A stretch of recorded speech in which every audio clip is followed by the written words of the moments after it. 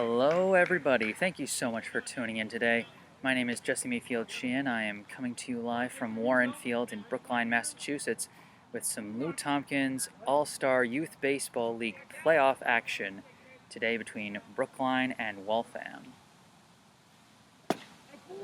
I'm coming to you a little late into the game. We're already two batters in. As Waltham started things off in the top of the first, Mariano Jimenez flew out to left on the first pitch. Ian LaForest grounded out to short, and with two down and nobody on, Cal Cannoni is at the plate, facing the Brookline starting pitcher, Jack Martell. First game for both teams in this double elimination tournament.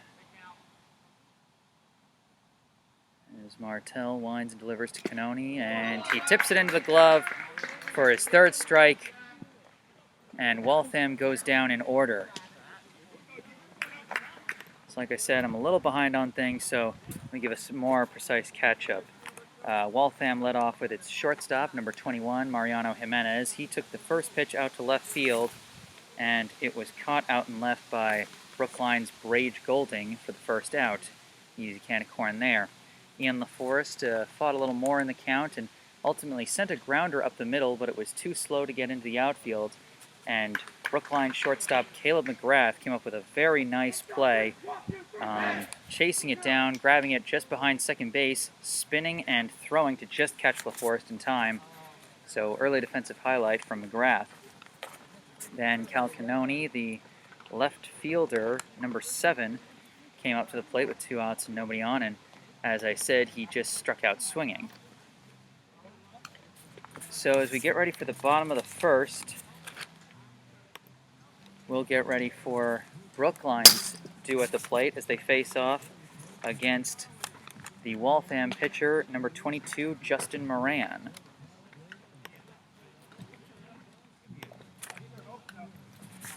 So, leading off for Brookline will be the second baseman, number 1, Owen Roach, followed by the third baseman, number 8, Rocco Shorgy, and then the right fielder, number 16, Aiden Chin.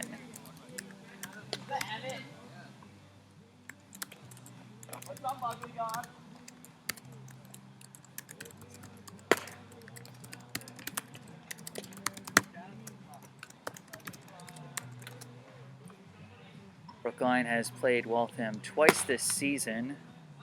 They had a dominant win back here at Warren Field early on in the season, just their 4th game of the season. They were 1-2 at that point, and a dominant 7-0 win over Waltham sparked an 8-game winning streak for Brookline.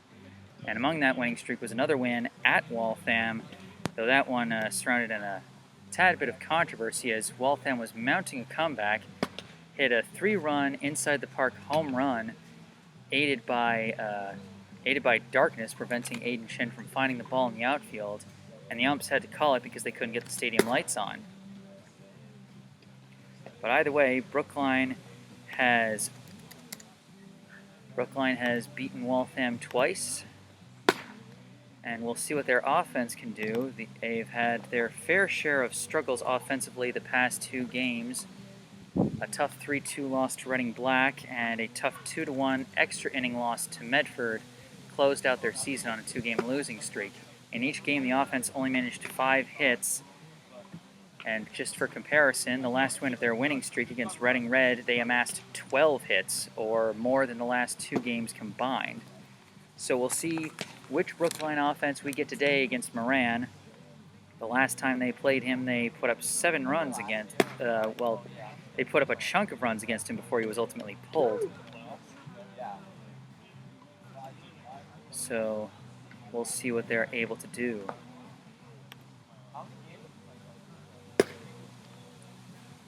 And after the last of the warm-up pitches, Owen Roach steps into the box. He had a pretty good day the last time he faced Moran all those weeks ago. He went 2 for 4 with a stolen base, a run scored, and an RBI. They'll be looking for some more success than he's had the past couple of games. In the game against Medford, he came in off the bench and went 1 for 2. And in the tough game against Reading Black, he went 0 for 3 with a walk.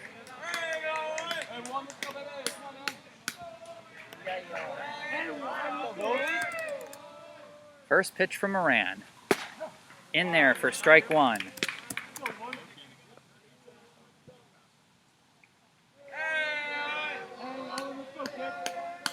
Moran winds up and fires. This one is high for ball one.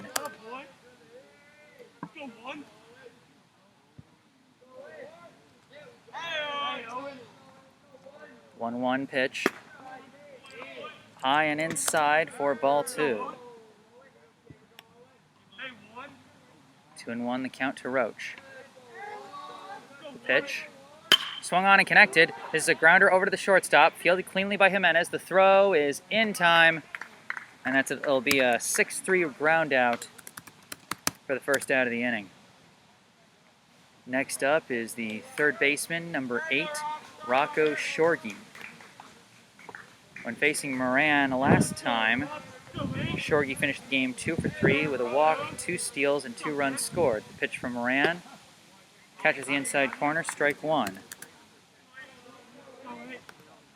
Over the past 2 games, Shorgy has also gone 1 for 5 as he skies this one out shallow center. It's being chased. He can't catch it. That's going to drop for a single. I think the wind might have slightly caught that one. But either way, it was a chase for the Waltham center fielder, Mikey DiStefano. And it just blew slightly off course, giving Shorgy the 1-out single. Now up, the right fielder, Aiden Chin. Pitch. In there for strike one. Just caught the high end of the strike zone. The throw back to first. Shorgy dives back safely.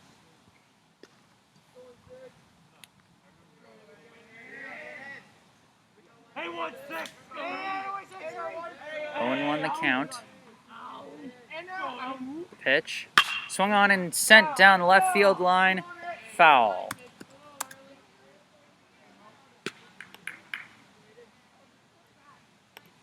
Hey, 1-6.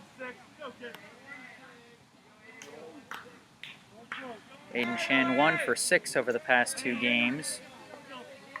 He was 2 for 3 with a walk, steal, run scored, and RBI last time he faced Moran, as Moran throws back to first to check Shorgy. Chin now facing an 0-2 count with 1 out and a runner on. Pitch. He reaches out and fouls this one behind the backstop to stay alive at 0-2.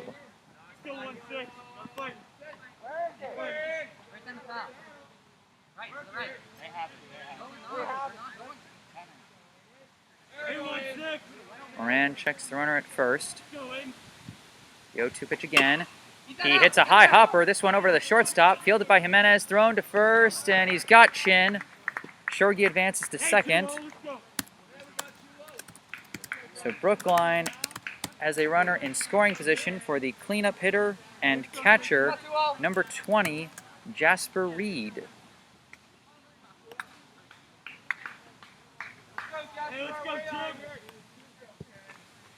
Reed has had his fair share of struggles at the plate the past 2 games. 0 for 5 with 4 strikeouts and a hit by pitch.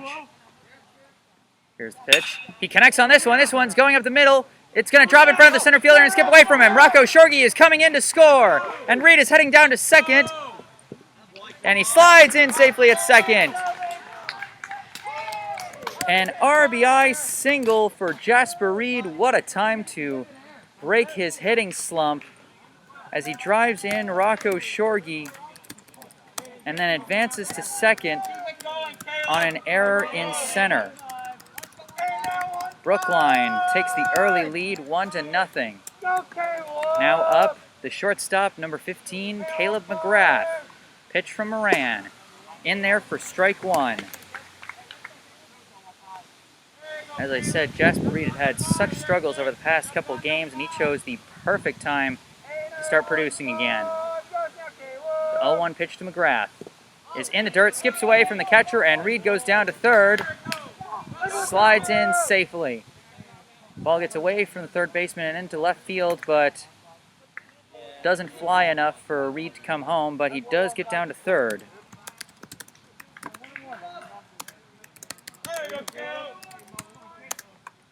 Runner at third, 2 down. 1-1 the count to McGrath. Pitch from Moran. He connects on it, sends a grounder over to third, and they say it was foul. That had bounced off the third baseman's foot. That was going to bring in another run, but just to the left of the bag.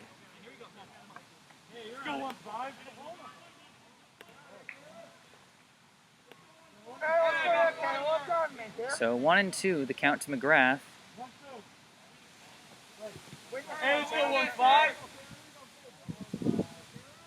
1-2 pitch from Moran.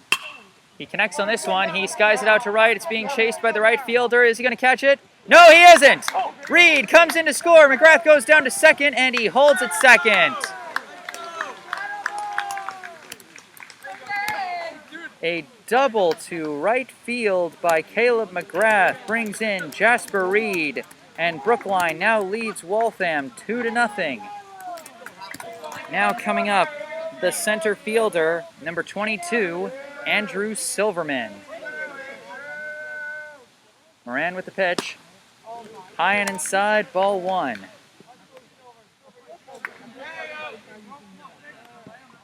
Brookline finding its stride again.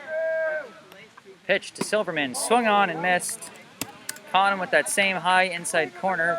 This time Silverman cut on it, and that's a 1-1 count. 2 down, McGrath stands at second. Moran checks the runner, fires, McGrath takes off, the pitch is low, the throw down to third, safe, and now the throw is going into left field, McGrath is coming home! Caleb McGrath with the third run of the inning.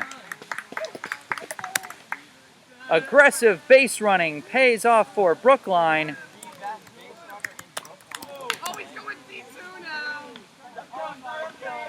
Silverman steps back into the box with a 2-1 count. Pitch, high and inside, ball 3.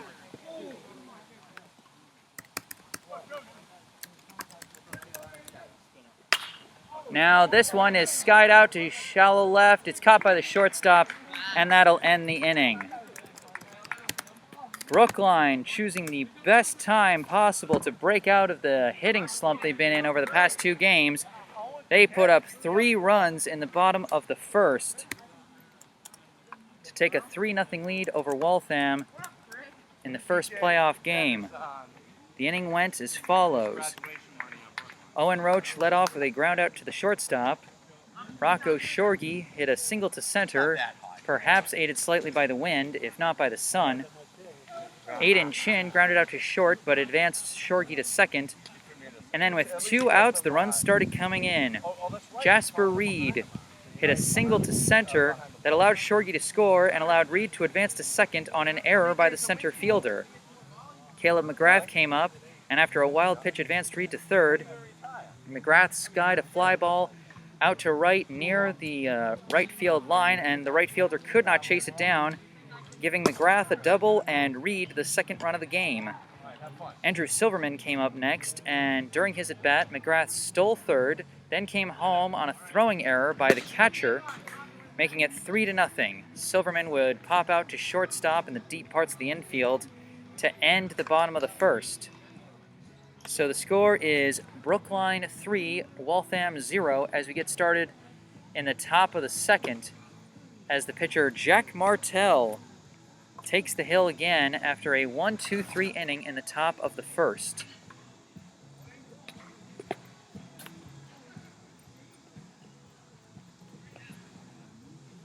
Due up for Waltham will be the center fielder Mikey DiStefano, the pitcher, Justin Moran, and the catcher, Bobby Deli.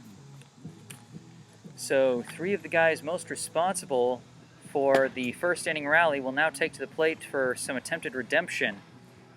Center fielder, who had some trouble tracking down Brookline's hits, the pitcher, who ultimately gave up the runs, and the catcher, whose throwing error resulted in the third run of the inning. Now stepping up, the center fielder, number 13, Mikey DiStefano. A lefty batter, this one. As Martell winds and delivers his first pitch, it's high for ball one. Brookline fans may remember DiStefano for the dangers he posed the last time these two teams faced off, including the game-ending inside-the-park home run. As Martell pitches, he swings, connects well on this one. It's sent out to right, and it's caught by Chin. Solid contact on that by DiStefano. It just happened to be right to Aiden Chin in right field. Easy catch for the first out. Now up is the pitcher, number 22, Justin Moran.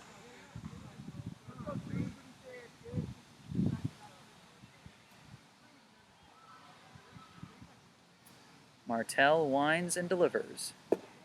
It's low for ball one.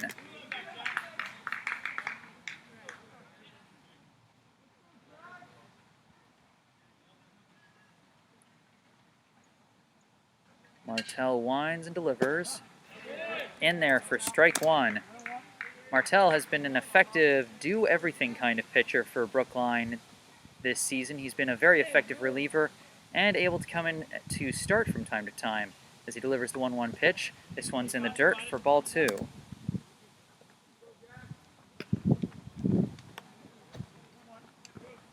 But either way, I think it speaks to the coach's confidence in him that they allow him to be their first guy on the hill for the playoffs. 2-1 pitch. Foul to the backstop, 2-2.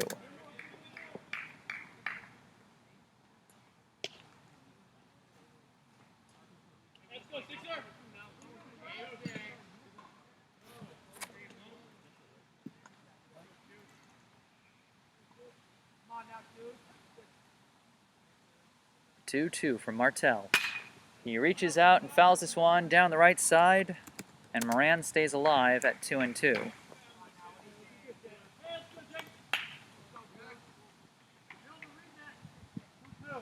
Brookline 3, Waltham 0. As Martell delivers another 2-2 pitch to Moran. Swung on and connected. This one is fouled down the left side.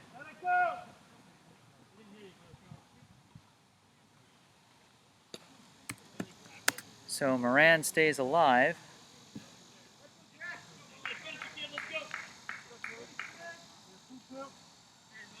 So 2-2 still the count to Moran as he's fighting. The pitch from Martell. He skies this one. This one's staying in fair territory. It's out to left center, being chased down by Silverman, and he's got it. A little too much air under that one as it was sent to the wall in left center. A few steps away from the wall, and Silverman came up with the catch. Now coming up with 2 outs and nobody on is the catcher number 2, Bobby Daly.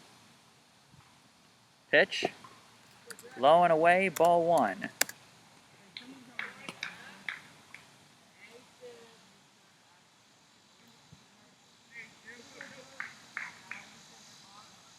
Daly also a left-handed hitter. Pitch from Martell, in there for strike one.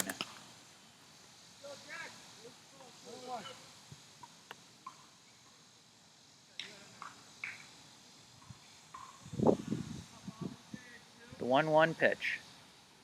Connects on this one. This is grounded over to the second baseman, fielded cleanly by Roach, tossed easily over to first, and we've got another 1-2-3 inning for Brookline.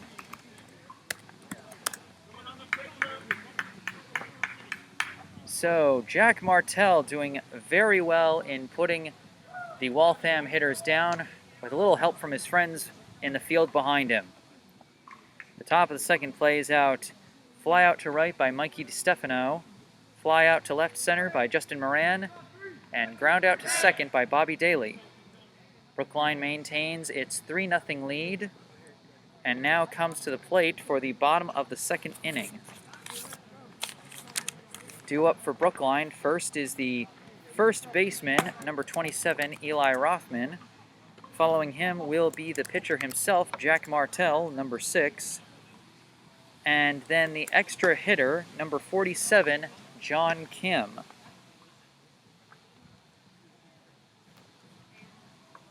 So the back half of Brookline's lineup due up after a nice rally by the top half of the lineup in the bottom of the first.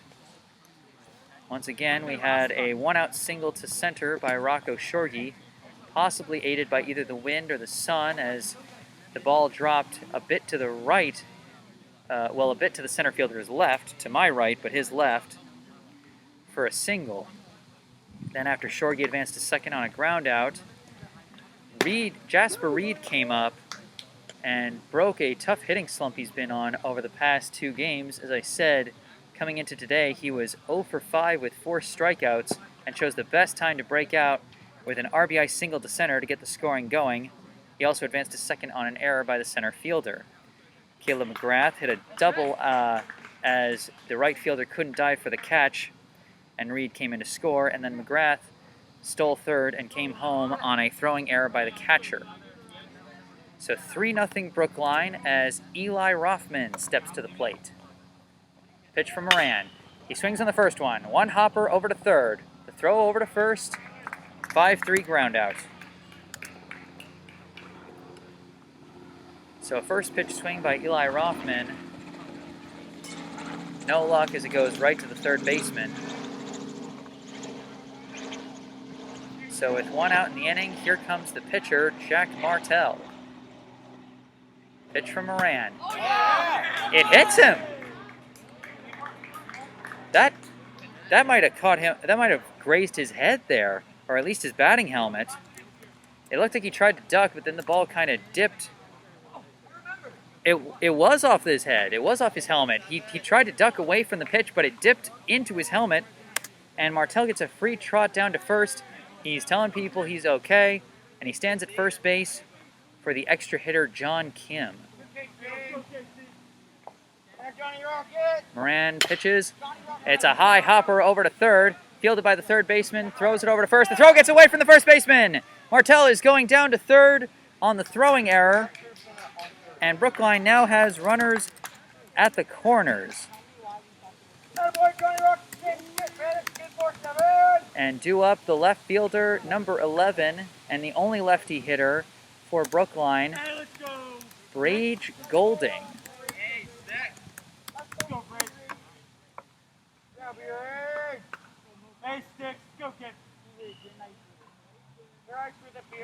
Moran throws back to first, and Kim dives back safely.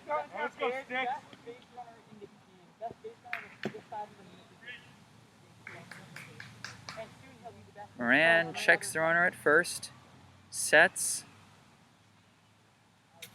delivers the first pitch. The runner goes, but it's fouled to the backstop. 0-1 the count to Golding as Kim attempted to go for a hit and run, but the ball was fouled off. Seems they're giving Golding the freedom to swing. Of course, Golding is a bit of a bunt master, as he's shown over the past few games. Now faces an 0-1 count. The pitch from Moran. He fouls this one to the backstop, and it bounces off the backstop and into the field of play, almost right back to the pitcher. So a comical foul there, but it's 0-2 the count to Brage Golding. And I talk about his bunting abilities, but he came up with a huge hit swinging away as he started a rally against Medford in the 6th inning, the last game, and scored what was at the time the tying run. He now faces an 0-2 count with 1 out and runners on the corners. The 0-2 pitch from Moran. Kin takes off. Swung on and missed. Strike 3. Catcher fakes the throw down to second. And there will be 2 down as we go back to the top of the lineup with the second baseman, number 1, Owen Roach. Hey, one.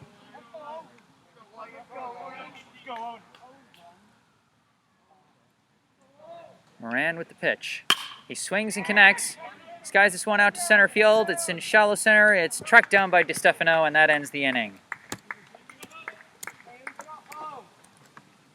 So the bottom of the second ends with some threats but no score.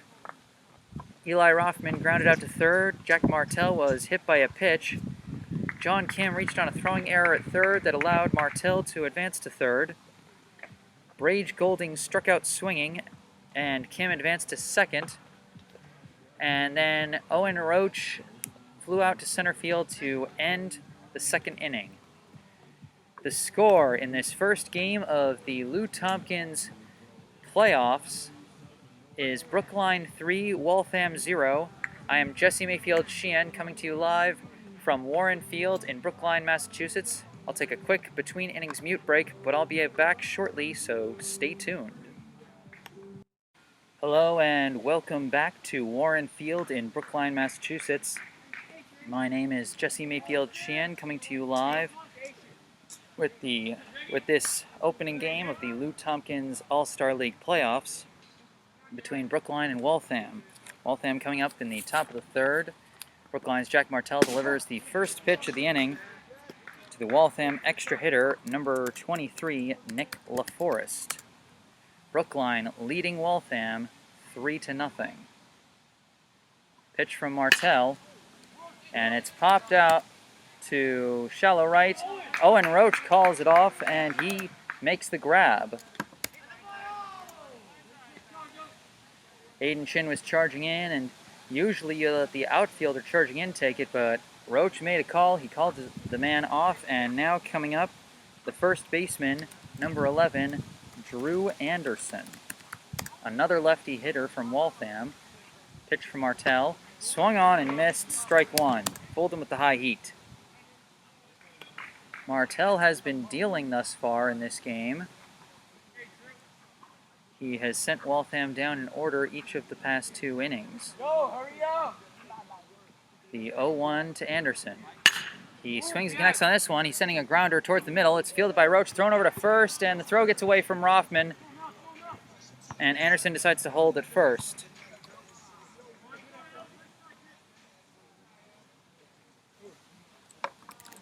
So Anderson reaches on the throwing error. And now coming up will be number 4, the third baseman, Ryland Thomas. One out, and Waltham has its first base runner. Martell checks the runner at first. Throws back to first. The ball skips a little bit away from Rothman, but everybody's just holding safe where they are.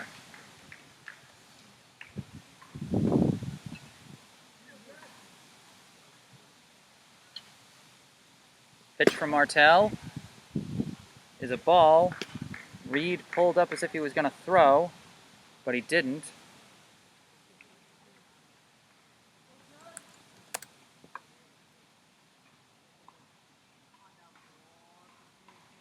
Pitch from Martell. I think that one was a ball as well. Martell checks the runner at first and delivers. Swung on and missed. And I was mistaken. One of those pitches was a strike, so it's a 1-2 count to Thomas. Runner on first, one out. Martell checks the runner, sets and delivers. Swung on and missed. And he's got the second out via a swinging strikeout.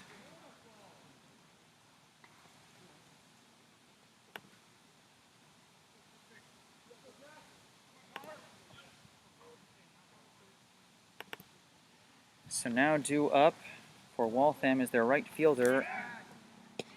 As the throw back to first, everybody dives back safely. It's the right fielder, number 29. Haven't seen this one before, and I've only got last names here, but the last name is Scafidi. Pitch, low and inside for ball one.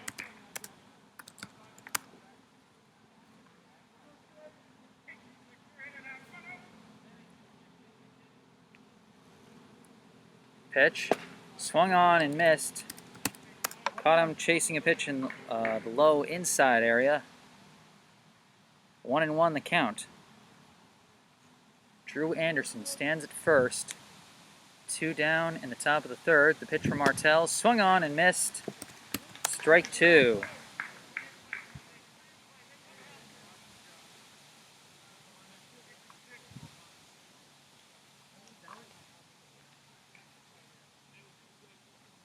The 1-2 pitch. Low and inside, ball 2.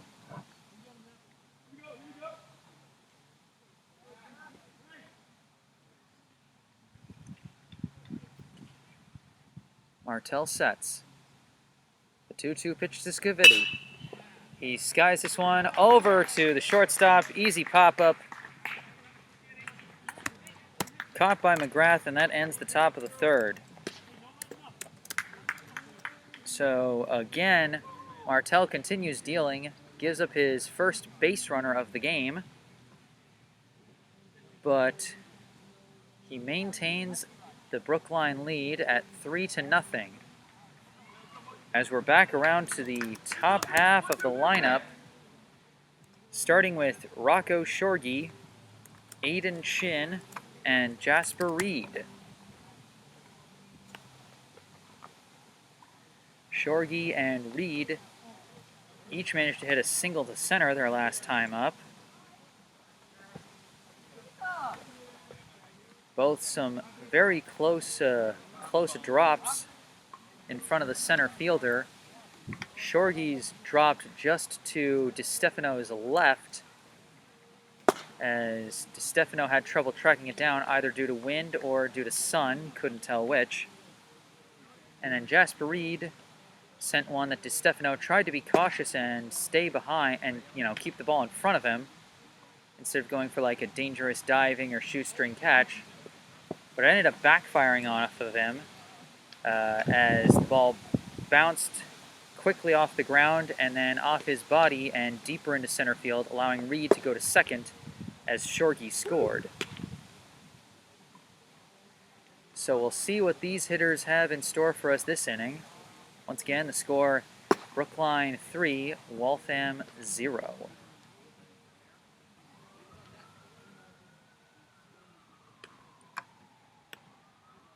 Now stepping to the plate is Rocco Shorgy.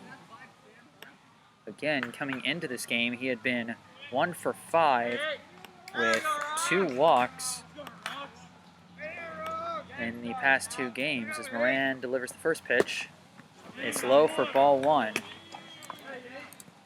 Shorgy had scored at least 1 run, I believe, in every game of that winning streak, as the next pitch is in there for a strike, so the count is now 1-1. Wind up in the pitch from Moran is low for ball 2.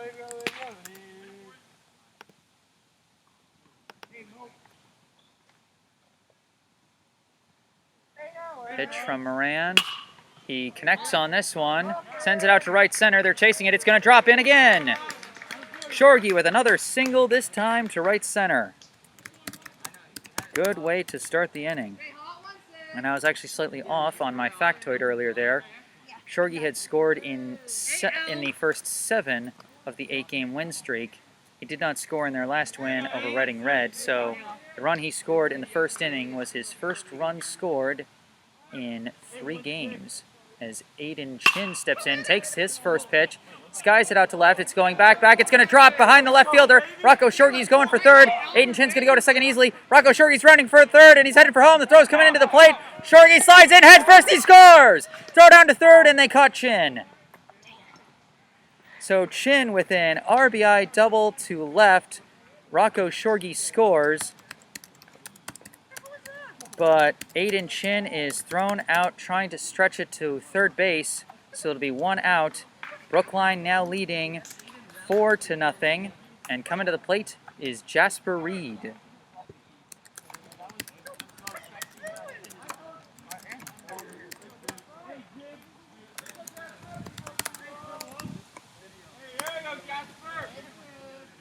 Pitch to Reed. He connects on this one. He sends it out to center field. Center fielder's backtracking, and he's got the catch.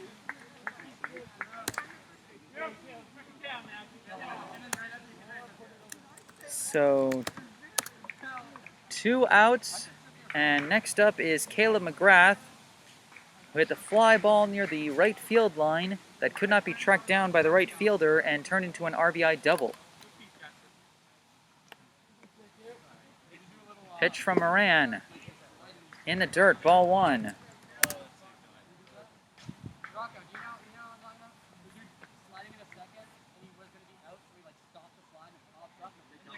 Here's the pitch. Not sure what the call on that one was. I think it might have been low for ball 2. Pitch from Moran is high for ball 3, so 3-0 the count to McGrath.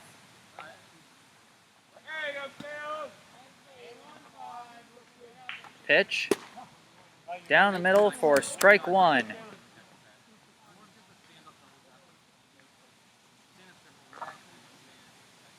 The 3-1 pitch. In there for strike 2. McGrath was getting ready to toss his bat and trot down to first.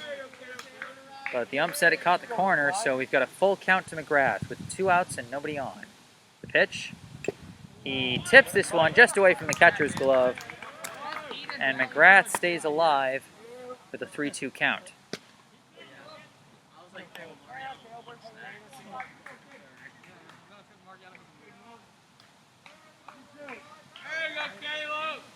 Hey, let's go 1-5. Payoff pitch. He connects on this one, sends it deep out to left field. It looks like it's going to be, yes, it's in foul territory, and the left fielder can't chase it. So McGrath stays alive again. You gotta be there, man. Brookline up 4-0 over Waltham with 2 down here in the bottom of the 3rd. Payoff pitch to McGrath. Inside, ball 4. McGrath fouls off 2 pitches with a full count before ultimately drawing the inside pitch he needed to get a free pass down to first. Now up the center fielder, Andrew Silverman. Pitch. Catches the inside corner, strike 1. 2 down and a runner at first here in the bottom of the 3rd. Here's the pitch. McGrath takes off. Pitches inside. Throw down to second. McGrath slides. Oh, he must have come off the bag just a bit as he's called safe first, but then out. Smart play by the shortstop, holding on the tag as McGrath's foot, I think, slipped off the bag after he slid in safely.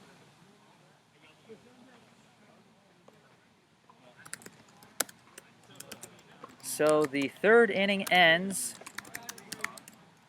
but not before Brookline is able to add just a bit to their lead. Rocco Shorgy led the inning off with a single to right center. Aiden Chin hit a double to deep left, brought in Shorgy, but was thrown out at 3rd base. Jasper Reed hit a fly out to center field. Caleb McGrath drew a walk, but then was caught stealing second to end the inning. So, Brookline 4, Waltham 0.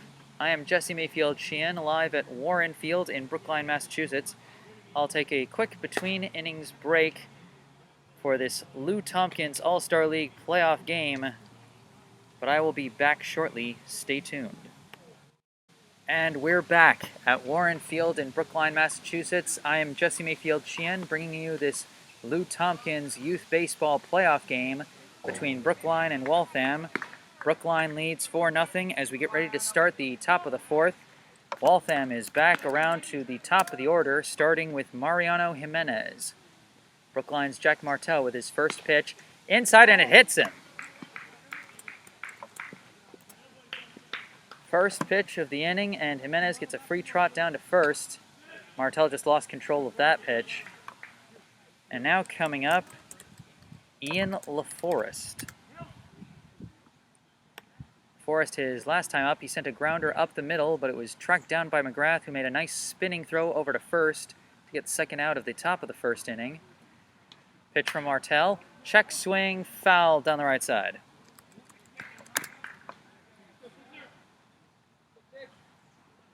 Mariano Jimenez now standing at first with nobody out here in the top of the fourth.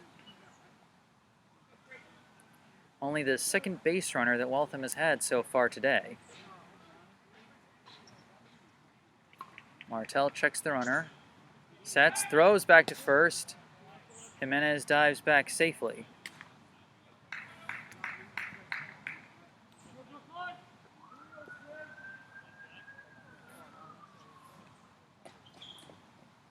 Martel checks, throws back again. Almost got him that time, but again Jimenez dives back safely.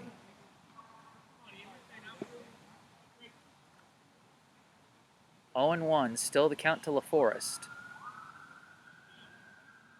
Throw back to first again. They are really trying to catch Jimenez there, but so far he keeps diving back safely.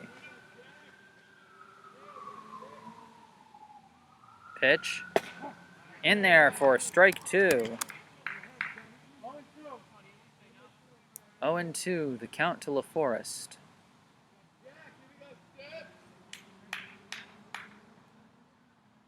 Here comes the pitch. He swings, gets jammed, but sends it over to third. Slow roller, Shorty picks it up, bare hands it, throws. Got the guy at first. Jimenez gets to second on the ground out, but a nice play by Rocco Shorgy at third. Charged a slow-rolling, shallow grounder, bare-handed it, and threw to first in one swift motion to get the first out of the inning. So both times, Ian LaForest basically robbed of potential infield hits by some nice work from the Brookline infielders. In the first inning, it was Caleb McGrath at shortstop, and this inning, it's Rocco Shorgy at third. Now coming up for Waltham is Cal Cononi, who struck out swinging to end the top of the first his last time up. He now has a runner on second and 1 out. Pitch from Martel. In there, strike 1.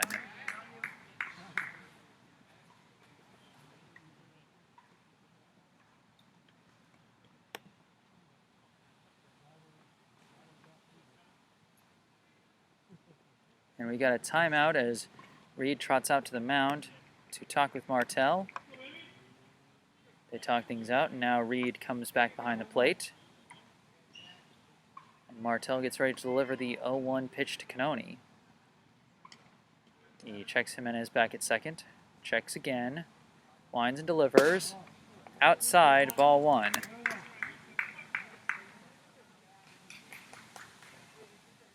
Brookline leading Waltham 4-0. As Martel checks the runner at second and fires. It's a grounder over to third. Shorgy juggles it, picks up, throws to first. They got him! So 2 groundouts to Rocco Shorgy at third. 2 plays that very easily could have turned into base runners. But a nice heads-up recovery there by Shorgy as he took a weird bounce off his glove, off his body, but eventually he collected off the dirt and chucked it over to first for the out. Now coming up, one of the left-handed hitters, Mikey DiStefano. Pitch from Martel, outside ball 1. His last time up, DiStefano led off the top of the second with a fly out to right field. He now faces a 1-0 count with 2 down and a runner on second. Martel checks the runner, delivers, in there for strike 1.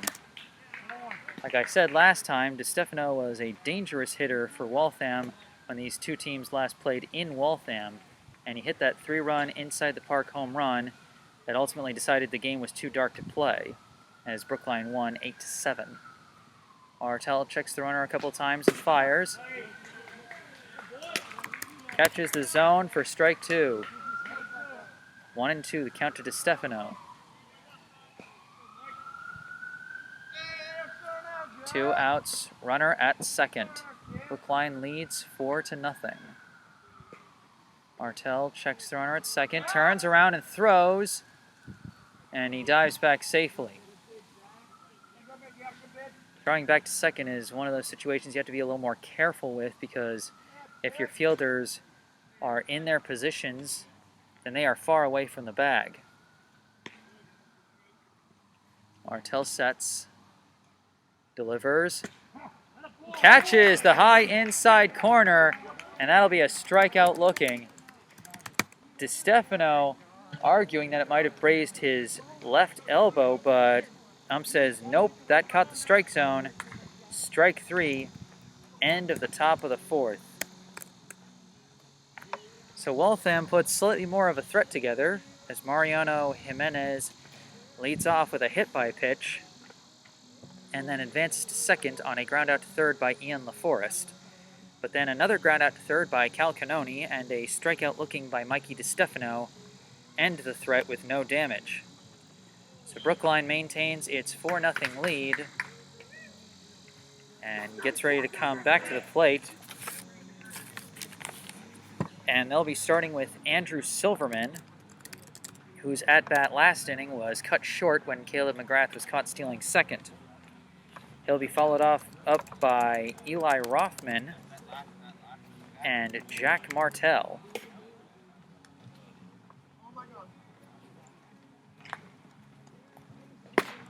Only one of those 3 hitters has reached base safely thus far, as Silverman popped out to short in his first at-bat in the bottom of the 1st inning, and Eli Rothman grounded out to third to lead off the bottom of the 2nd. And Martell was actually hit in the head with a pitch. Thankfully, it was a slow-moving pitch and might have just grazed him. He seemed perfectly fine.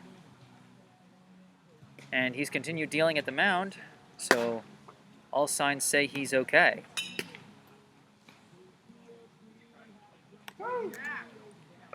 Brookline has so far scored 2 runs in the 1st inning, none in the 2nd, despite getting runners to 2nd and 3rd.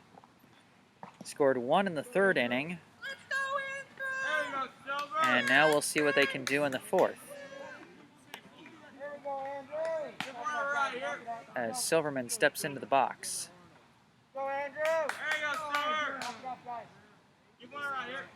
Moran with his first pitch of the inning. Catches the inside corner for strike 1.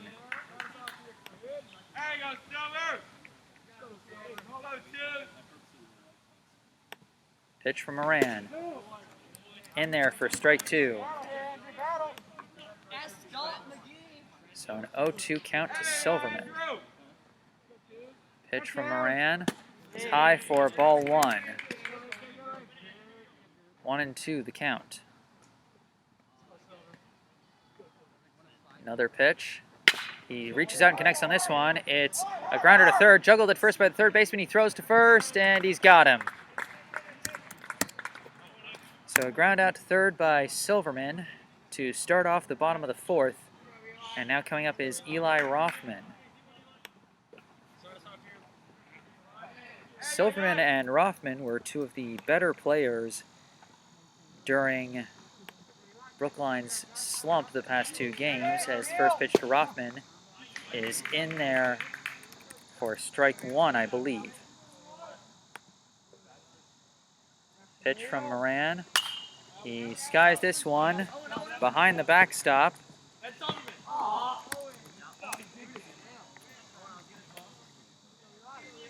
So that'll be a foul ball. Rothman had a nice game in the loss to Reading Black, 2 for 3 with an RBI. As the pitch comes in and he connects on this one. A weird hopper over to short, but fielded by Jimenez, thrown to first, and they got him.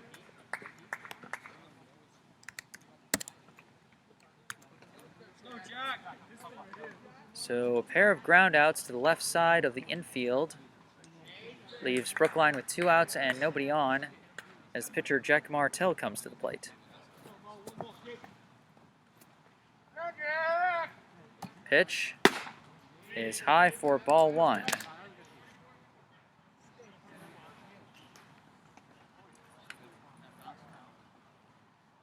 The 1-0 pitch is fouled to the backstop by Martell. 1-1 the count.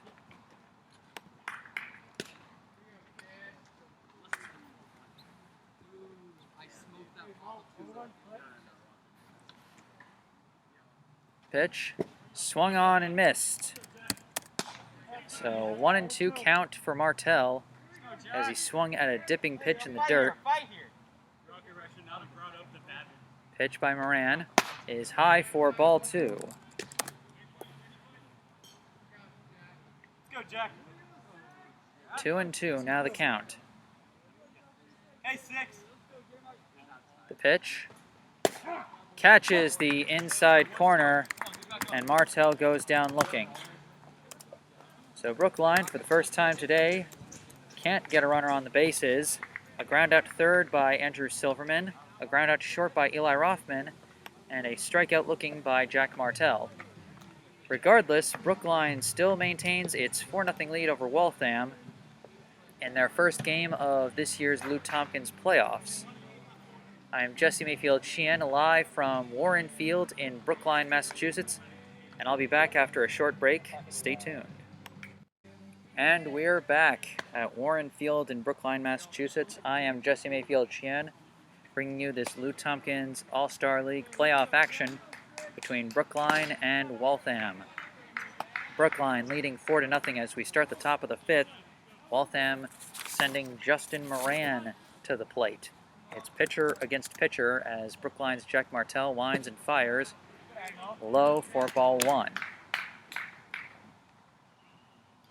Moran, his last time up, flew out to center field in the top of the 2nd inning. Pitch from Martell.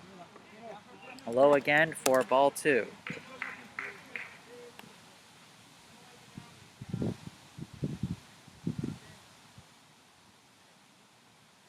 The 2-0 pitch. Curves into the strike zone. That'll be strike 1.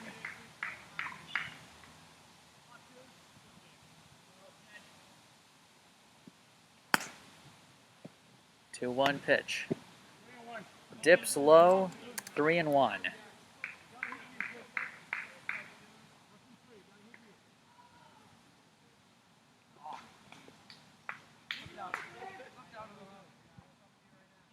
Martell winds, delivers 3-1, and it's low and away, and that'll be a walk for Justin Moran. So for the 2nd inning in a row, Waltham starts with a base runner, as next up is the catcher, and another one of Waltham's lefty hitters, Bobby Daly. Martell delivers. Inside, gets away from Reed, and Moran is trotting down to first.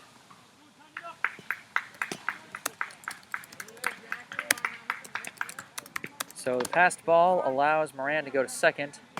I think Reed might have been thinking about a pickoff play at first before he had the ball in his glove. Either way, the pitch was inside for ball 1. Pitch. In there this time for strike 1. Daly, his last time up, grounded out to second to end the top of the 2nd inning.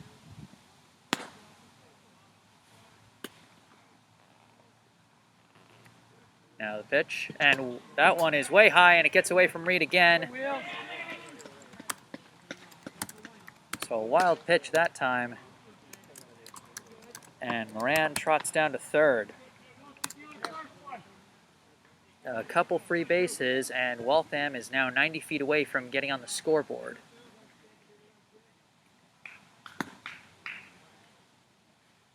The 2-1 pitch to Daly. It's connected on, and it's popped into foul territory to the left side. But they can't catch it. And so the count will be 2-2.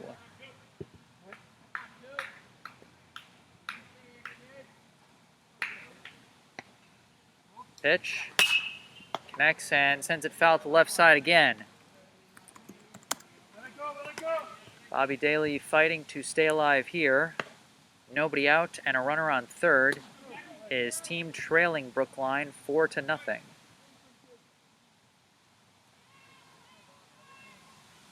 Pitch is high for ball 3.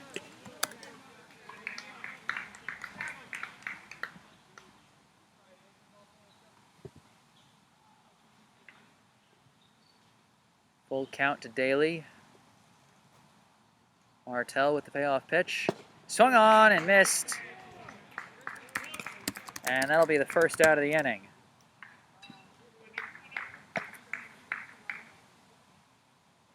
Next up will be the extra hitter, Nick LaForest.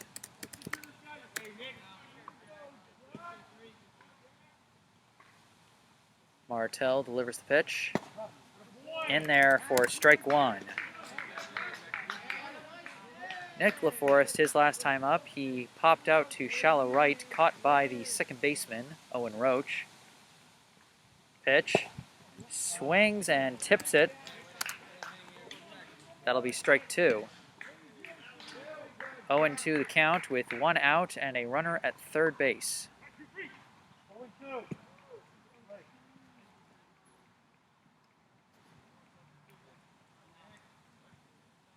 Martell with the pitch.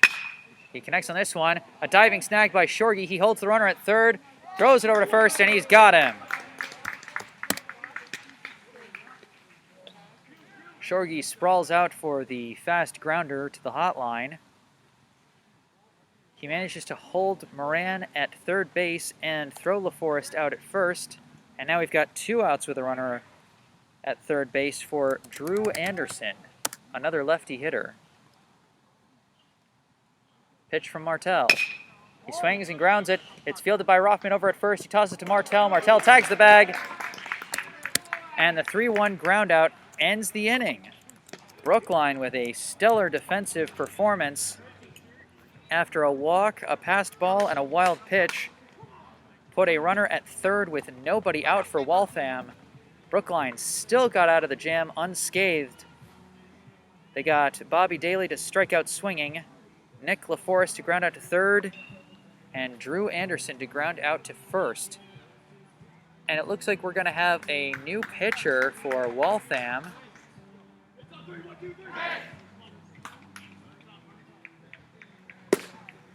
Going to take a look at who this is. I believe it's number 7, Cal Canoni.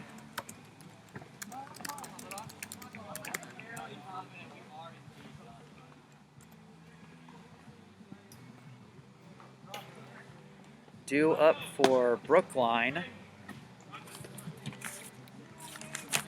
will be the extra hitter John Kim, the left fielder Brage Golding, and then back around to the top of the lineup with Owen Roach.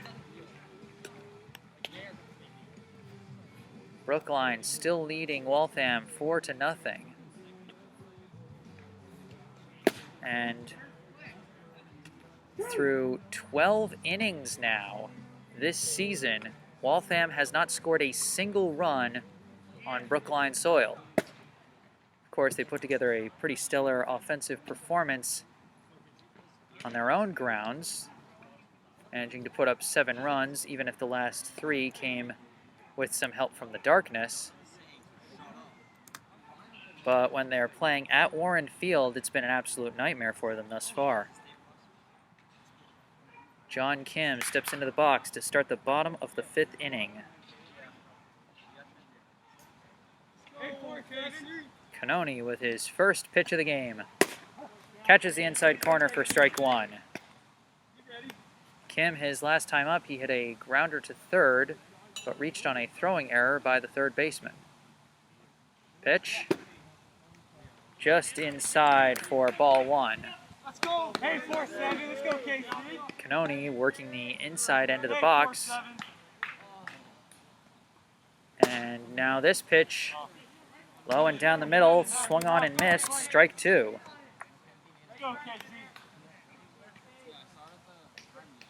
Hey, The 1-2. Caught him chasing one in the dirt. And it technically hit the dirt before hitting the catcher's glove, so they had to throw him out at first.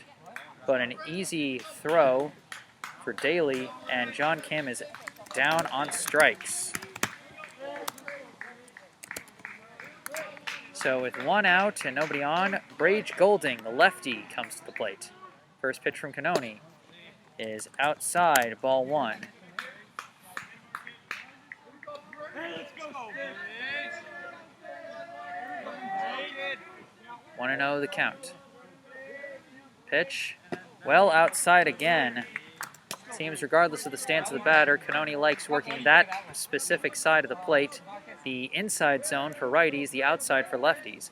The pitch. Golding lays down a high hopping bunt, and he runs down to first. He's going to beat it. He beats it! What did I say his last at bat? Brage Golding is the bunt master. Oh, boy, stick. Let's go, Owen.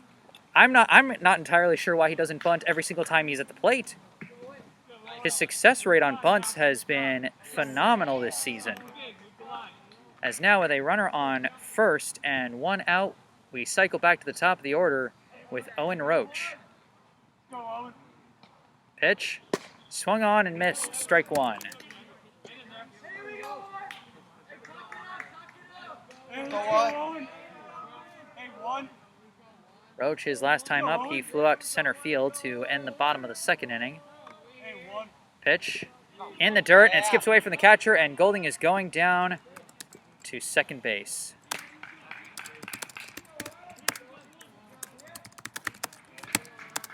So a runner on second now with one out. Let's go, Owen. Roach facing a 1-1 count. Canoni checks the runner and fires. Connected on, sent out to right center. This one might be caught. It is caught by the right fielder, and Golding decides to hold. Let's go, Rocks. Stay hot, kid. So 2 down now with a runner at second for Rocco Shorgy, who thus far is 2 for 2 today with 2 runs scored.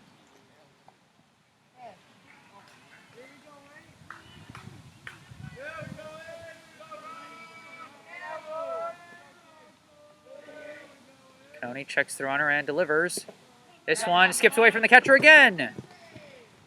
Golding trots down to third.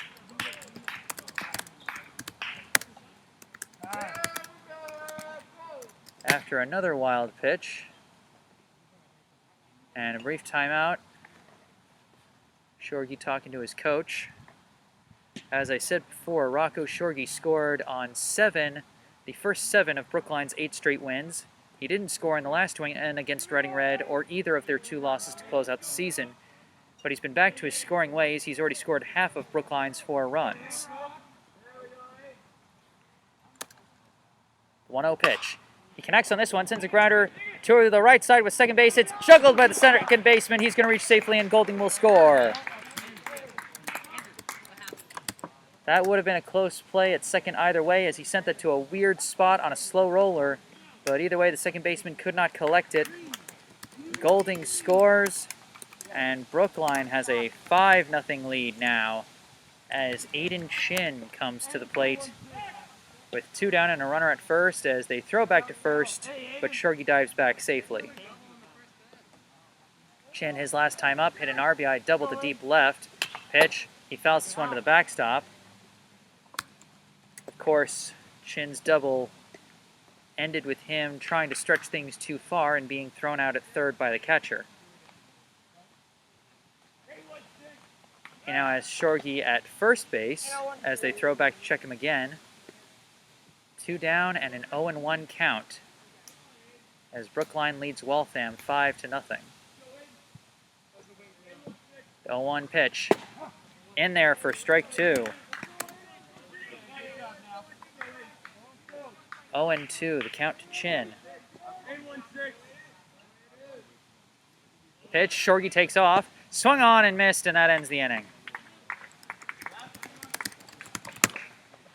Chin chased a slider that just dropped off the table while Shorgy attempted to make it a hit and run. And the bottom of the 5th ends, but not before Brookline is able to do some damage. The inning went as such. John Cam struck out swinging and was thrown out by the catcher after the last strike was in the dirt.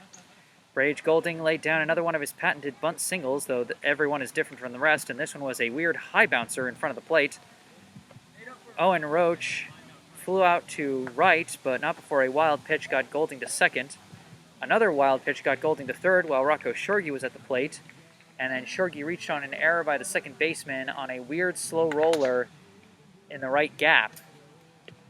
So Shorgy reached first and Golding scored to make it 5-0. and Aiden Shin struck out swinging to end the inning. So with the top of the 6th on the docket now, I will take a quick between innings break. I am Jesse Mayfield-Sheehan, live from Warren Field in Brookline, Massachusetts. Stay tuned. Hello and welcome back to Warren Field in Brookline, Massachusetts. I am still Jesse Mayfield-Sheehan, still bringing you this Lou Tompkins playoff baseball action between Brookline and Waltham. Brookline leading 5-0 as we start the top of the 6th with a new batter. This is number 10, Dan Conrad for Waltham. First pitch from Jack Martell is in there for strike 1.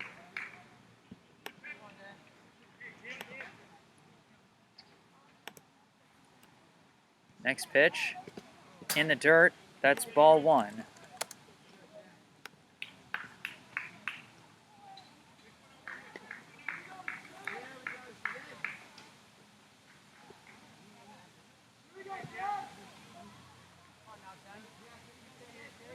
One pitch.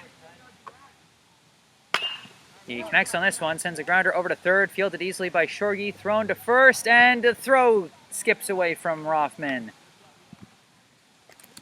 So Conrad reaches on the throwing error by Shorgy. And now coming up is number 6, Tyler Chiasson.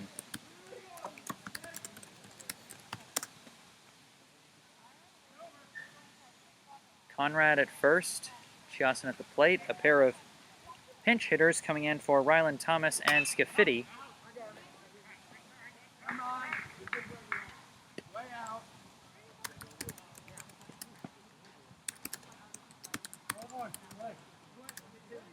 First pitch is fouled behind the backstop for strike 1.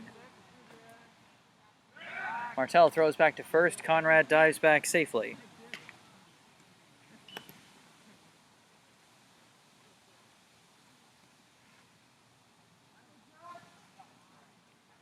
Martell sets. He throws. Connected and fouled behind the backstop once again.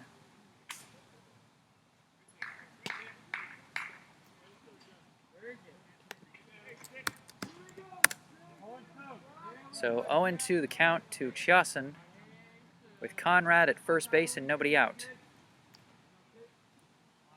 Martell delivers inside for ball 1.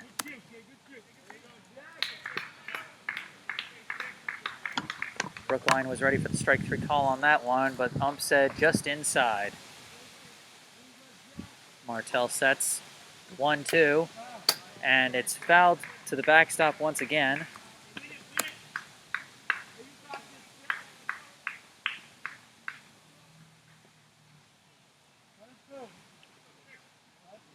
One and two, the count to Chiasson. Conrad standing at first. Pitch. It's low and gets away from Reed. And Conrad gets down to second.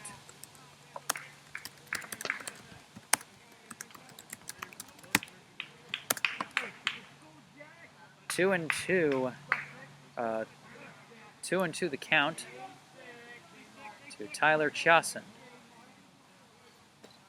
Pitch. He fouls this one to the backstop and stays alive.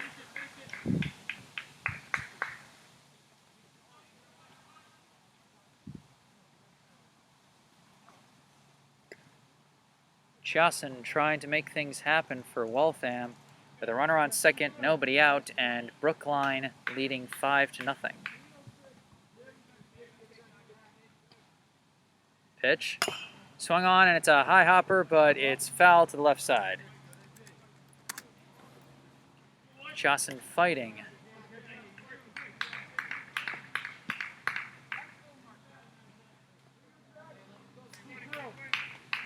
And his count remains 2-2.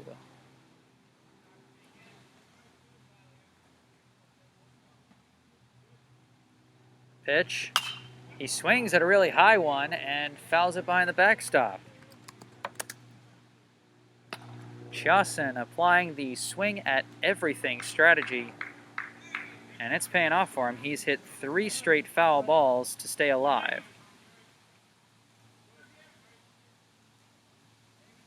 Pitch. Catches the outside corner, strike 3. He swung and fouled on what would have been a ball, but then stared at what turned out to be the 3rd strike. We've got a meeting out at the mound now as we cycle back to the top of the order with Mariano Jimenez. It looks like we'll bring in a relief pitcher as Martel gives Brookline a strong 5 1/3 innings performance. And it looks like the shortstop, Caleb McGrath, will be coming in to pitch as John Kim takes position in the field. Way to go, Jack.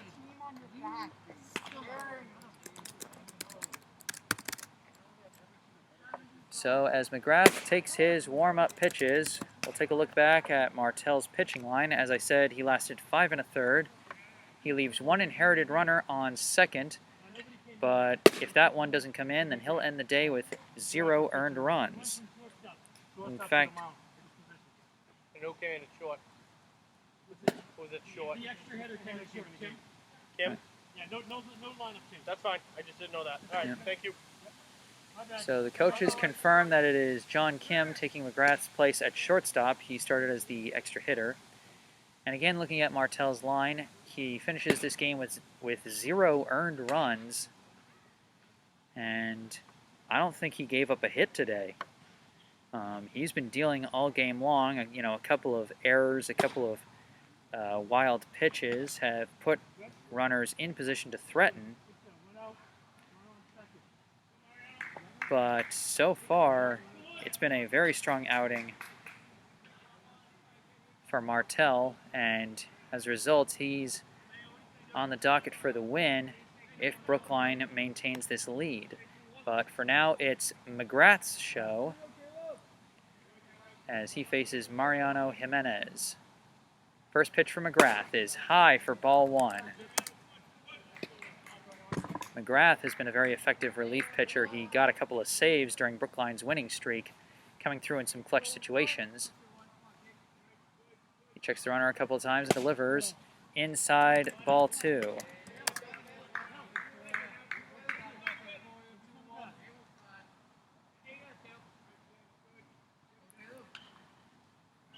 McGrath checks the runner, 2-0 pitch, swung on and missed by Jimenez. Strike 1.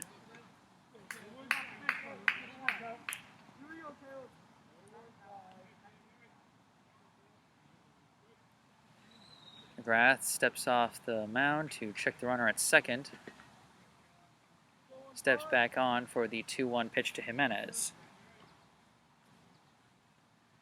Pitch connected and skied to foul territory on the left side, and that's going to go out of play.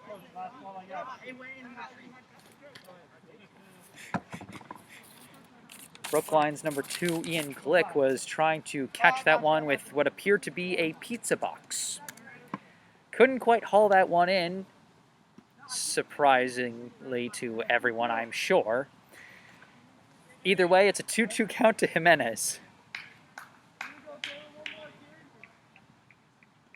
McGrath gets the pitch he likes, checks the runner at second, delivers. It's low. Did he swing? They're saying he didn't, and that'll be ball 3.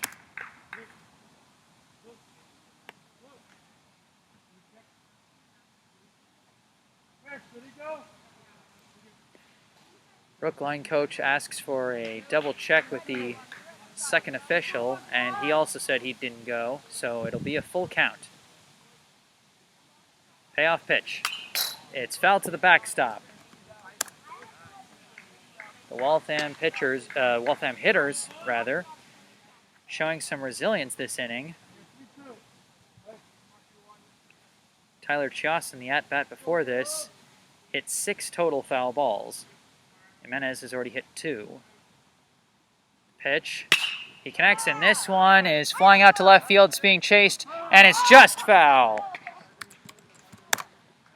He got some really good contact on that one. If that was a little bit more to the right, that could have gone for extra bases in Waltham's first run. Instead, the count will remain at 3-2.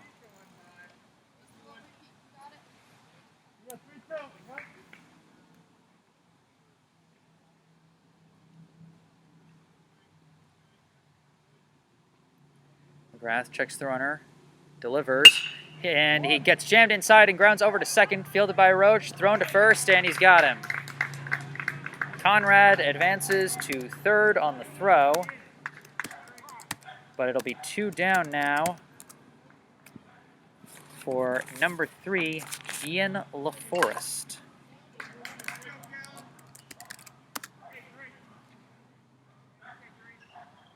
McGrath checks the runner at third, winds and delivers, swung on and missed, strike 1. So 2 down now with a runner at third.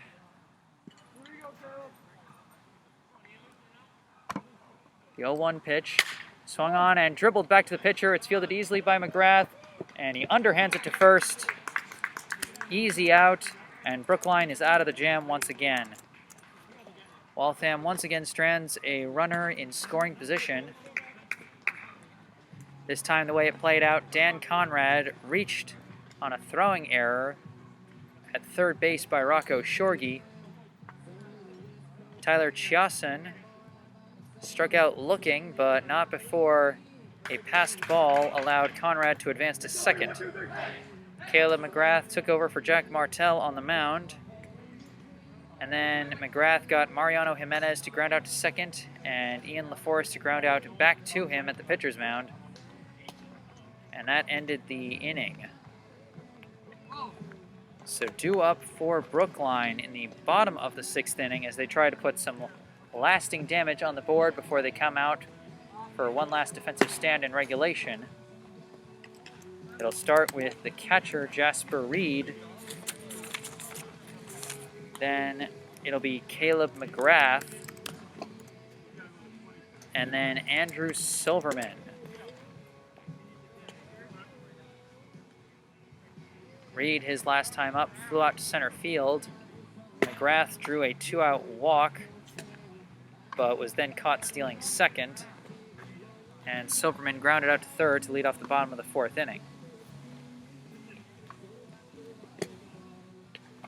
And their at-bats before that, they did a considerable amount of damage. Jasper Reed had an RBI single that drove in Rocco Shorgy for the game's first run. McGrath had an RBI double that drove in Reed. And then McGrath stole third and then came home on a throwing error by the catcher to make it 3-0 before Silverman popped out short. So first up is the catcher, number 20, Jasper Reed. Reed 1 for 2 today with a run scored and an RBI.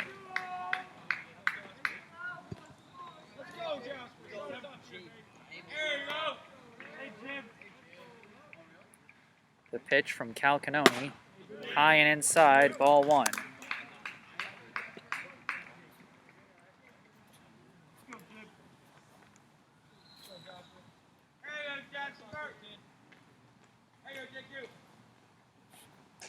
One and 0 the count to Reed. Canoni winds and delivers. Swung on and missed. Pitch had some nice movement on that one. And it's 1-1 the count. Pitch connects on this one, sends a weird hopper over the shortstop's head and into left field. And you can't call that anything but a single. It took a weird hop off the edge of the infield grass and went over the head of Mariano Jimenez at short. And now Caleb McGrath comes up with a runner at first. Pitch. Just a bit outside for ball 1.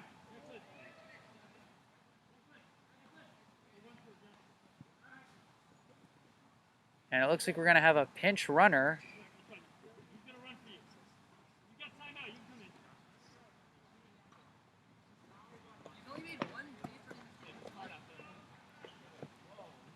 And it'll be Declan Tracy. Trotting out to first base as a pinch runner for Jasper Reed.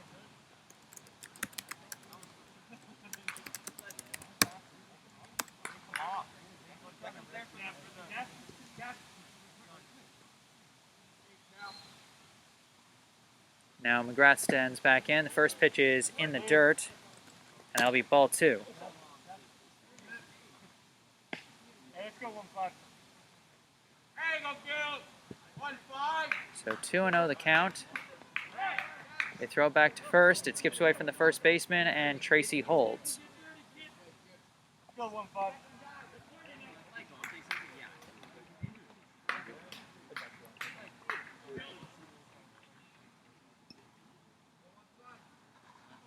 Now the 2-0 pitch to McGrath. Drops too far, and that's ball 3.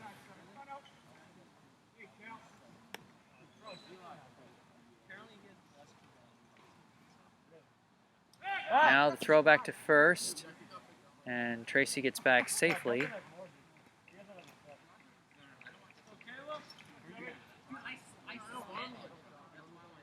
3-0 pitch. Inside, almost hits McGrath, and instead he gets a free pass down to first. So it'll be first and second with nobody out for Andrew Silverman. Silverman is 0 for 2 on the day thus far, hoping to get his first hit.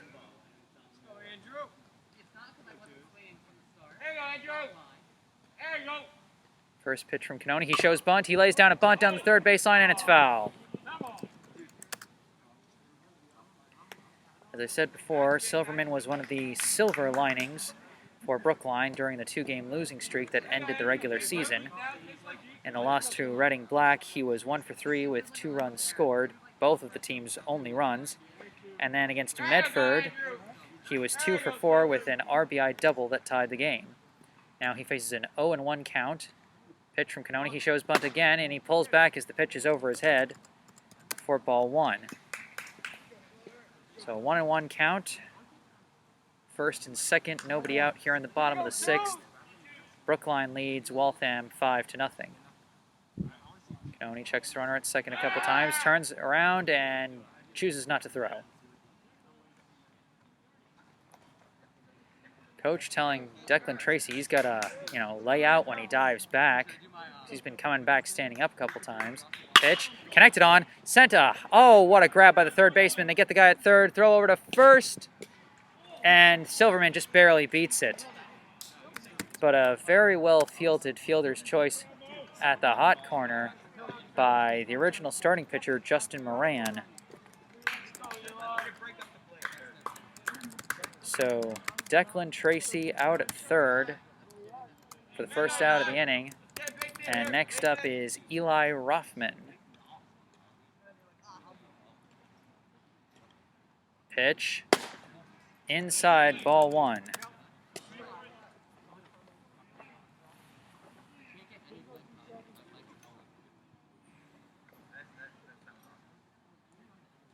And pitcher turns around to check McGrath at second, chooses not to throw, and steps back on the rubber. Checks and delivers. Connected by Rothman, sent out to left center. The left fielder is chasing it. He's got the catch.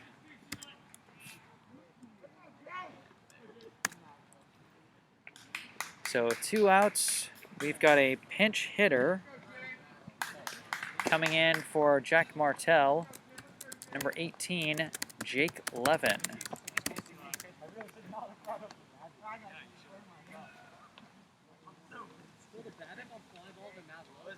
Pitch, inside, ball 1.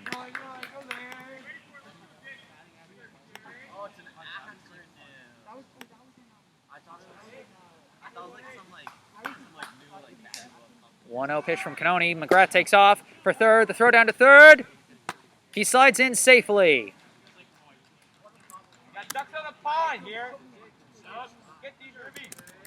So McGrath successfully steals third for the second time today. There you go, Jay. And Silverman goes down to second. And the pitch is in there for, I think they said strike 2. Yes, the count is 1-2 to Levin. 2 down, second and third. The pitch from Canoni. He swings and fouls it to the backstop. Good defensive swing by Levin. He was completely fooled on that curveball. He was starting to back off at first, noticed the curve and just managed to do sort of a desperation slap at the ball, which fouled it harmlessly behind him. 1-2 remains the count. Cannoni with the pitch. And it skips away from the catcher. McGrath is coming in. This one's going to be close. He slides! And they're saying he got him. McGrath thought he'd made it. He thought the tag had come up before catching him. But the inning ends on a wild pitch, as McGrath once again ends an inning on an attempted steal. So a wild inning, this one. Summing it up, Jasper Reed led off with a single that resulted thanks to a weird hop off the edge of the infield grass that went over the shortstop's head. Caleb McGrath came up as Declan Tracy pinch ran for Reed, and McGrath drew his second walk of the day. Silverman hit a hard grounder over to third that was very well fielded by Justin Moran for an unassisted force out at third, but the throw to first was not fast enough for the double play. Eli Rothman flew out to left field. Jake Levin came up. McGrath successfully stole third as Silverman advanced to second. But then, when a wild pitch gave McGrath the opportunity to come home, he was tagged out by a hustling Bobby Daly. So we get ready for the final inning of regulation. I'll take a quick between innings break. I'm Jesse Mayfield-Sheehan at Warren Field, and I will be back shortly. Stay tuned.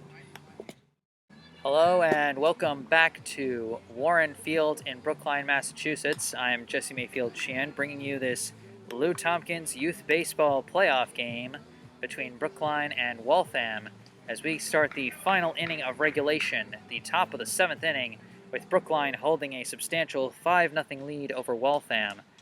Leading off for Waltham will be their relief pitcher, Cal Cannoni, as he faces Brookline's relief pitcher, Caleb McGrath. First pitch from McGrath. Just low and away, ball one. McGrath has been doing a little bit of everything today. He's had some nice hitting, some nice fielding, some nice pitching, and some nice base running. Pitch is fouled to the backstop for strike one. Of course, he's also had a couple of base running gaffes as well. He's been tagged out trying to advance twice today. He now has a 1-1 count against Cannoni. The pitch curves into the strike zone for strike two.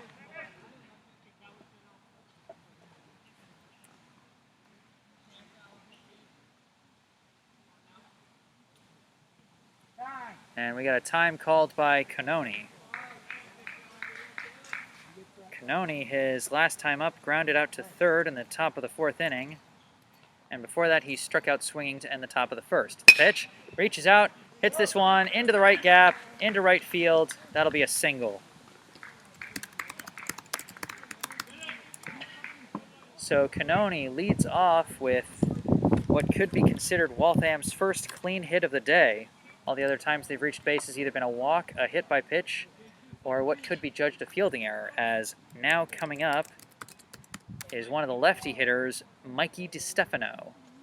Runner at first, nobody out. McGrath checks the runner, delivers, swung on and connected. This one's going deep out to left center field. It's being chased by Silverman. He caught it. He caught it! Andrew Silverman showing his range out in center field again. Well connected by DiStefano. He's a threat every time he comes to the plate, but Brookline has neutralized him this game. That time thanks to a nice track down and catch over the shoulder by Silverman. And now with one out and a runner on, Justin Moran, the original starting pitcher, steps to the plate. The throw back to first. They say he was safe. It was a close play, but they say he just got away from the tag by Rothman. Moran, of course, now playing third. He had a nice play in the field last half inning. The pitch, just inside, ball one.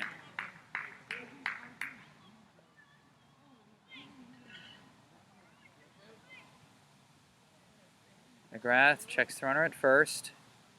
Winds and fires. Jams him inside. It's a grounder fielded by Rothman over at first, and he's going to take the batter at first unassisted. Rothman not trying to get fancy on that play. He decides to go for the simple out of the hitter, and now we are 1 out away from ending this ball game. As coming up is the catcher, number 2, Bobby Daly. Daly, of course, got the tag out of McGrath at home to end the 6th inning.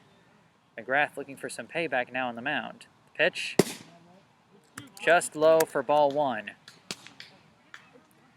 2 outs, runner at second. Brookline leads 5-0, looking to get a win to start the postseason. Pitch, tipped into the glove, that'll be strike 1. 1-1 the count.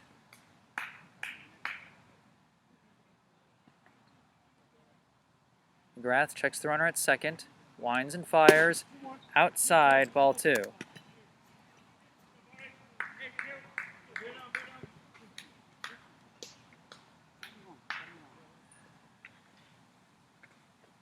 Two-one count. Pitch in the dirt, skips away from Reed, and the runner advances down to third.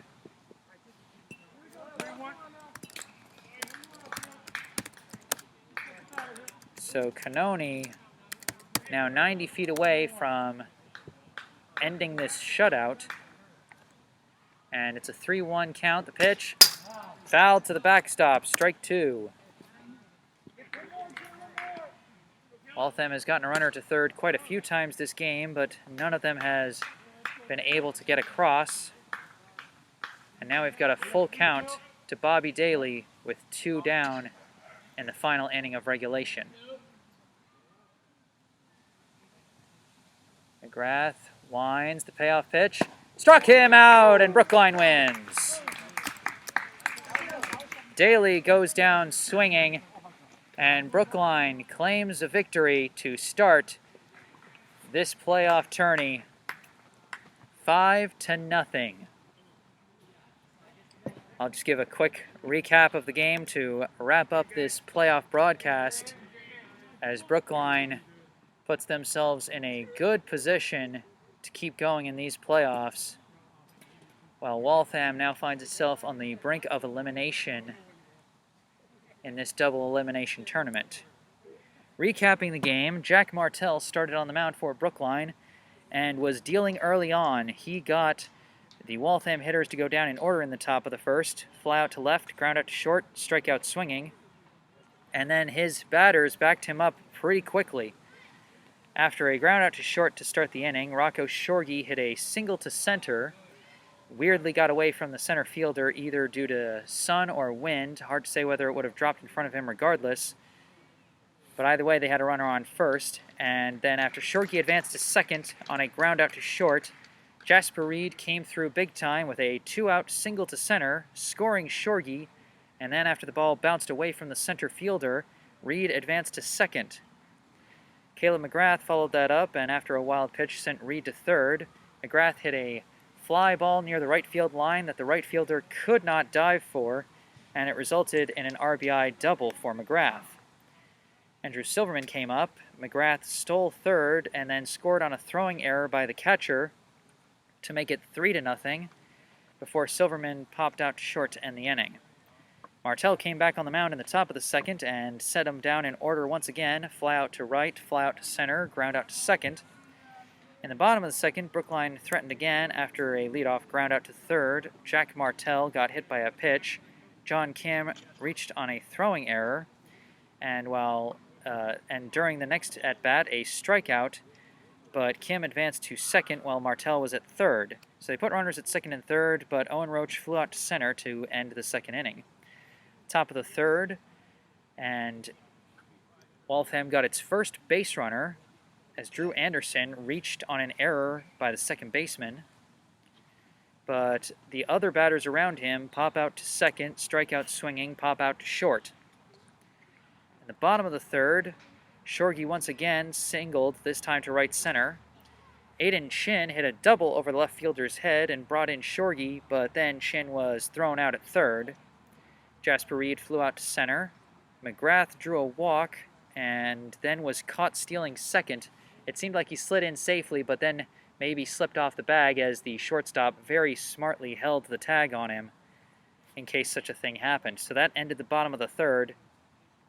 In the top of the fourth, Mariano Jimenez led off with a hit-by-pitch, advanced to second on a ground out to third, but got no further as another ground out to third and a strikeout looking ended the inning. In the bottom of the fourth, Brookline went down 1-2-3 for the first time.